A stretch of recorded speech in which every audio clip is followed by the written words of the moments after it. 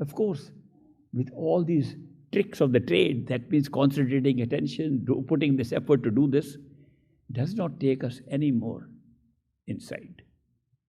Beyond that, you have to depend on something beyond that.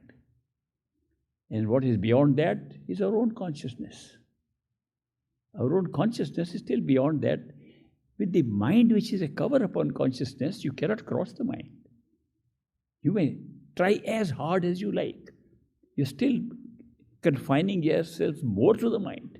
The harder you try, the more you are involved in the mind, because the mind tries. What about consciousness? Can it also try? Have you ever thought, can the consciousness per se, or the soul that we call soul, our life or consciousness, does it ever try anything? Might surprise you. Never. Soul never tries anything. It doesn't have to. It just exists. It exists in order to create that to which it can become conscious, and it creates the mind to put effort and do things. Soul doesn't have to do it. But if you can be pulled by a force within that, you can even discover consciousness per se, beyond time and space. And that is where the role of a perfect living master comes in a physical world. Because a perfect living master is nothing but our own creation of a human being, whose awareness here, we have shut ours, his is open.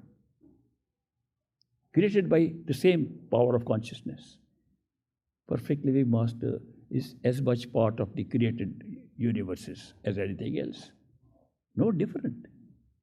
The only difference is that we have so arranged that in case we want to go back to the same state from where this whole creation took place and practice other creations, if we want, consciousness wants to have experimentation in many areas, this is just one area we tried, and to get out, we made a good method. Even at 3 covers beyond, with physical cover on, we should be able to create in this experience something that is connected with our consciousness beyond the mind. And we produce a human being who is conscious outside of our body as an experience with a consciousness beyond the mind. Human being appears in our life when we are ready to withdraw back to that point and start something new. When he appears, he tells us, go inside. I am also inside. Encourages you to go inside. You go inside, you find, actually, he is inside. We just looked outside.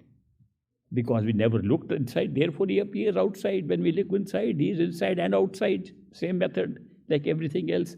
Then he pulls us with his love, which is coming from beyond the mind. Thinking mind cannot create it. It's a spiritual quality of consciousness per se.